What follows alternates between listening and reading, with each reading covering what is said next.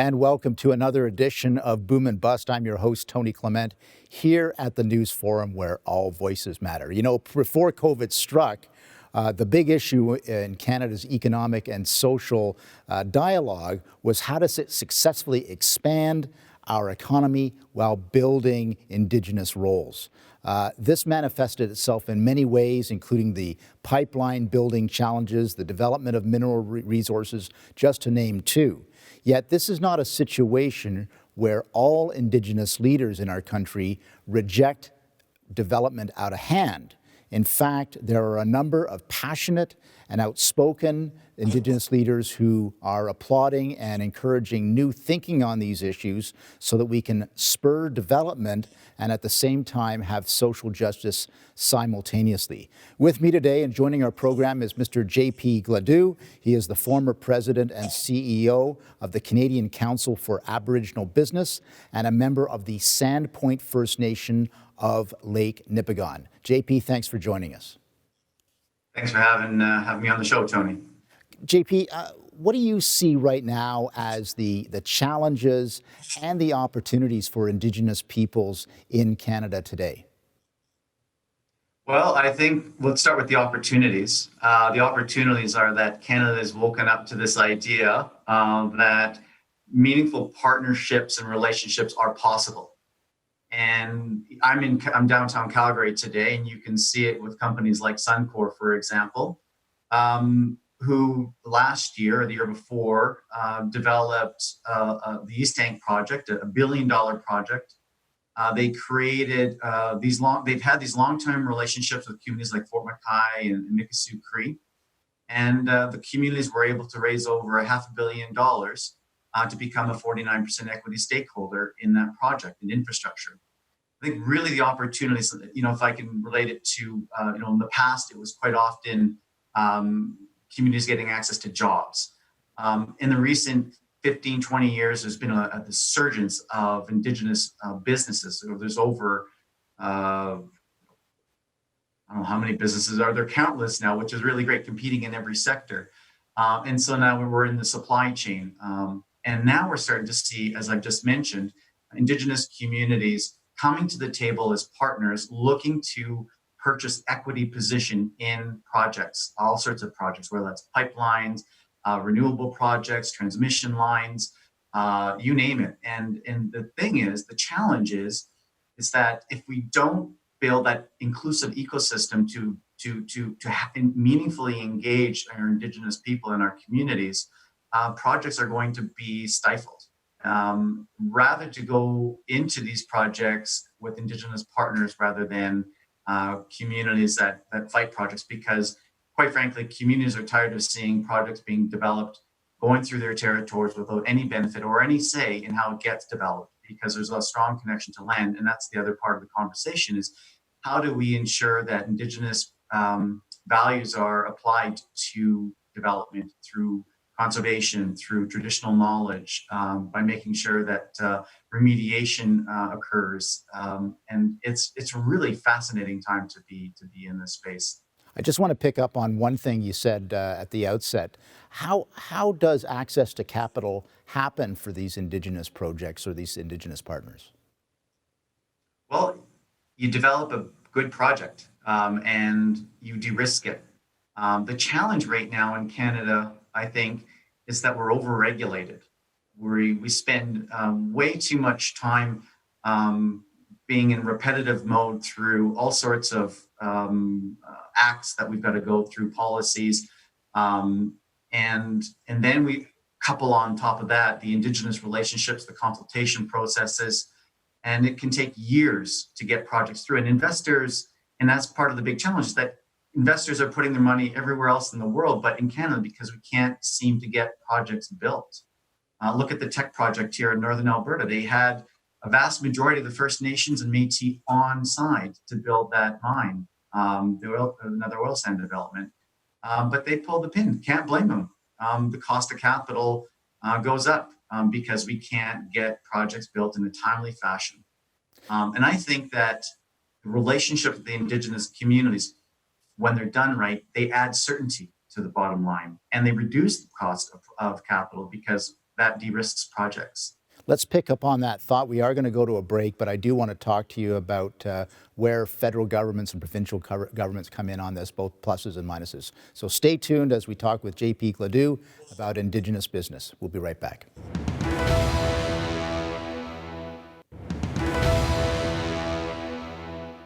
And welcome back to Boom and Bust. I'm your host, Tony Clement, as we discuss with Mr. JP Gladu, Indigenous business and some of the challenges and opportunities. JP, thank you for joining us here today. Great to be here, Tony.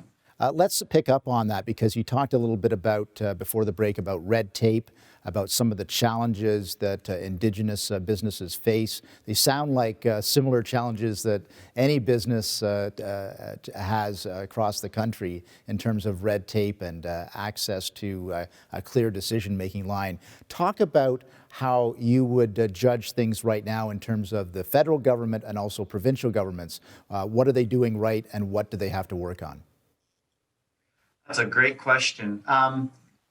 Again, it's fun to be here in Alberta. I spend a lot of time here. And we look at Premier Kenney's $1 billion backstop to support Indigenous communities in infrastructure development, particularly in the energy sector.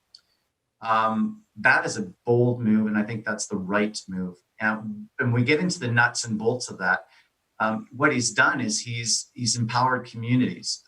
It's called the Alberta Indigenous Opportunities Corporation, and the board of directors is made up of Indigenous people. I know they're looking for opportunities to invest to backstop Indigenous development in partnerships. What that does is it creates opportunities for corporations and Indigenous communities to come together to great projects and to know that the government's going to backstop that. Federally, any kind of environmental assessment of the process, it is time consuming. It is quite often cumbersome. It's I've never actually gone, so I shouldn't speak too deeply about this, but right now I'm doing a little bit of work with A2A, Alaska to Alberta railway corridor. And it's daunting about how much work has got to get done before you can progress down a project. So consultation with communities, business development, those types of negotiations, and the process to get through that is it's very time consuming, and the costs are exorbitant for a lot of organizations. Well, I'd like to talk about that because clearly we have two things that are intersecting, both, I think, with the greatest of intentions, the best of intentions. So when we talk about all the approvals process, they're clearly designed, or they were initially designed to build in consultation, obviously, which is a constitutional principle now, to build in, if there are other stakeholders that want to have a say, that there's a process by which they can have their say, and obviously to protect the environment and what is now called the social license. At the same time, you have large investments not being made because people just sort of hang their heads in despair and they don't think it'll ever get to an approval stage and an implementation stage. How do we fix that? You're asking all the right questions, and there's no silver bullet to any of this, Tony. How do we fix it? Well, we've got to come together as a country, and one of the biggest challenges right now, particularly in the oil and gas sector, is that I don't think we've got a clear vision what our country wants. We look at perceptions of Indigenous people being anti-development, which is so far from the truth. A lot of Indigenous communities are very supportive of resource development. Again, back to my earlier comments about how we do them and how we protect the environment to the best of our ability, use the best technology, how our communities engage and invest and are part of processes. But I don't think this country has a clear vision on what that means. Let's look at the Wet'suwet'en issue that is still very much alive on the LNG project. 20 First Nations are supportive of the LNG project. One communities has some governance challenges with the hereditary chiefs and the elected councils, and I it's we haven't given the communities enough room, I think, to be able to figure it out in their own house, so that when they emerge, that they can be at the table in a productive way. With and communities are like any community. You're going to have people that are pro-development, anti-development, and there's a whole bunch in the middle that just want to make sure that they're engaged, so they can be part of a process. But back to my earlier point, I don't think our country has a clear vision on where we want to go. So I mean, that's a starting point. Let's continue this conversation after the break. I think it's an important one. We'll be right back.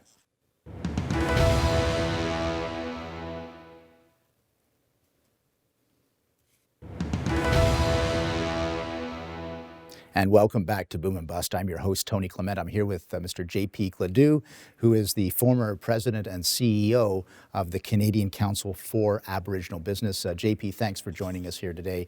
We were talking before the break about some of the macro issues.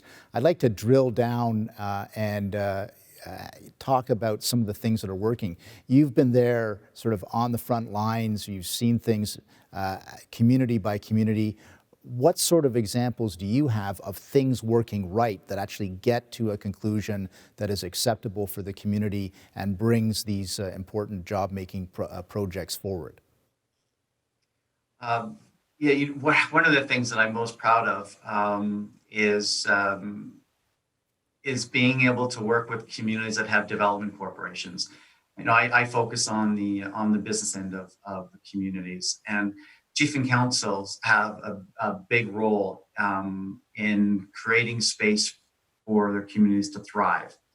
The progressive approach of creating economic development corporations, which are some of my First Nation friends would probably give me a smack on the side of the head when I say this, but they kind of act as crown corps. They represent community interest, but you have business people at the table. And I think the stronger ones often have a real great mix, like any organization, of non-Indigenous and Indigenous people helping manage the business relationships.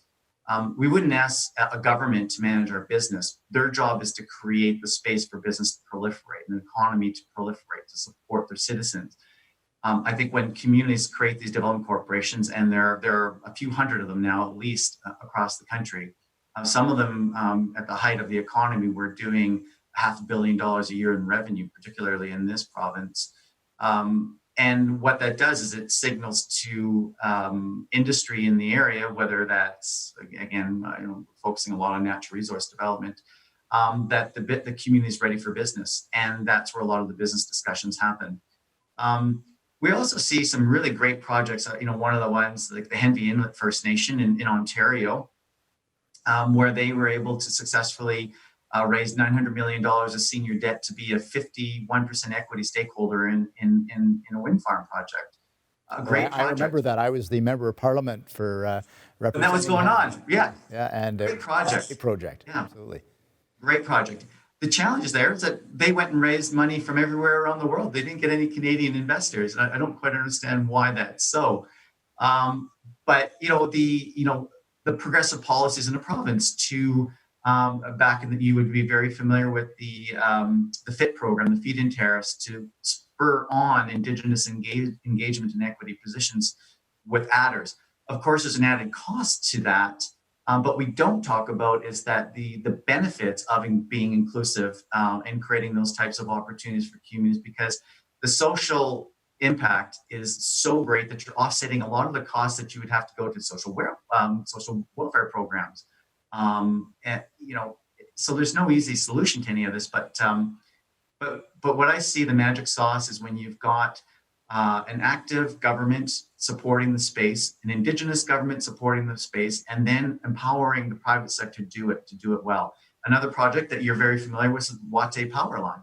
The federal government did an FPV on the cost of all the diesel projects that are going on and what it costs to maintain that. And then they set aside 10 years of program dollars for communities, and you're being able to do some long-term planning. Then you can attract the industry and investors to be a part of a process. And all of a sudden, you've got a project being built now where Kanchikim, as an example, were able to have clean, renewable, reliable energy in their community, not the diesel that they've been relying on for a long time. But that took partnerships with industry, with the government, and First Nations. And if you can get the three working well together, anything can happen. That's a new kind of version of P3. It sounds like that is the secret sauce. I'm going to ask you a very simple question. Are you optimistic about the future when it comes to Indigenous business opportunities? Hugely optimistic. We've seen this growth trajectory that is outpacing the non-Indigenous economy. In 2016, the data and the new CEO, Tabitha Bull, I mean, she's a powerhouse and she's doing great work. But you can see the trajectory. That was $32 billion adding to the economy by Indigenous businesses back then. And we know that number has grown. We are going to continue this conversation after a break and continue with our conversation with JP Gladu, talking about investment and business opportunities within Indigenous communities and how that intersects with more generally Canadian interests and, of course, economic development. Stay tuned as we continue with this very important topic.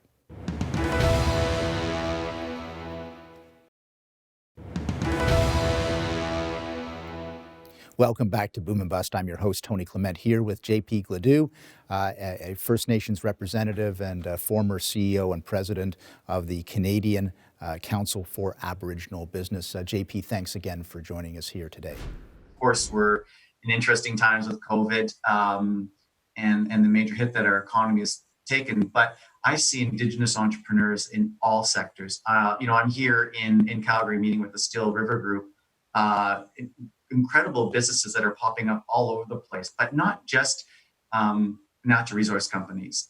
There's engineering firms, there are law firms, there are health firms, there are media firms. I mean, you name it. There are Indigenous firms popping up all over the place. And we're Canada's first entrepreneurs.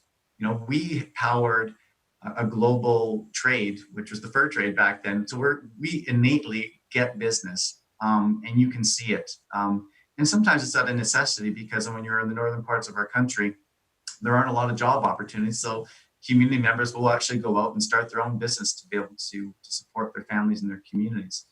And I've seen so many partnerships between all sorts of sectors and communities. Just on the Resilient Recovery Task Force, we came out with our findings and launched that report yesterday. And I can tell you, as the only Indigenous voice at the table, I certainly wasn't the only person talking and advocating for Indigenous business and Indigenous people and policies. A lot of great Canadians out there are starting to really understand the positive impact of strong relationships, stronger Indigenous population, which contributes to the economy, and that's through entrepreneurs. Back to your first question about is the business trajectory, or how optimistic am I feeling? And I'm feeling hugely optimistic. Many Canadians are aware of the challenges, particularly that young Indigenous people face with battling depression, lack of economic opportunity, high rates of suicide, et cetera. What would you say to an Indigenous person who may be watching this show about the future that you see that can give them hope? Stay strong. I mean, that's easier said than done. Reach out to your elders. You've got great community support, I hope. Perspective is everything.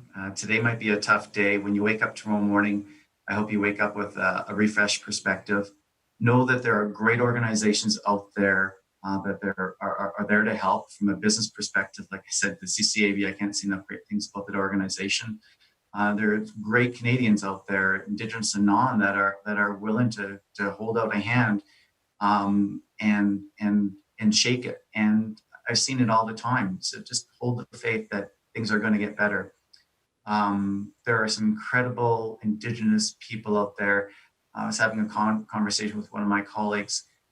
The number of Indigenous people that are coming up through the business or through education or in politics, our numbers are getting stronger day by day. And you can see the talent. And it overwhelms me sometimes when I see the talent that's coming up. And I know our future is going to get better. and it's through friendships and relationships. As our national chief would say, before you build a business, build a relationship. And so, if I may share one more quick little story. Sure. I read Jim Prentice's book, Triple Crown, and I was on a panel talking about it. And what struck me about Jim is that he really took the time to know community, to get out and walk around in the community. Back when I was 19 years old doing forestry, I was learning about it, and we were learning about grading trees, 1s, 2s, 3s, quality of tree. And our prof said, well, what do you guys think that tree is? And we all looked at this tree. Everybody started yelling 1s and 2s. And the prof said, you're all wrong. How do you know what it looks like on the other side?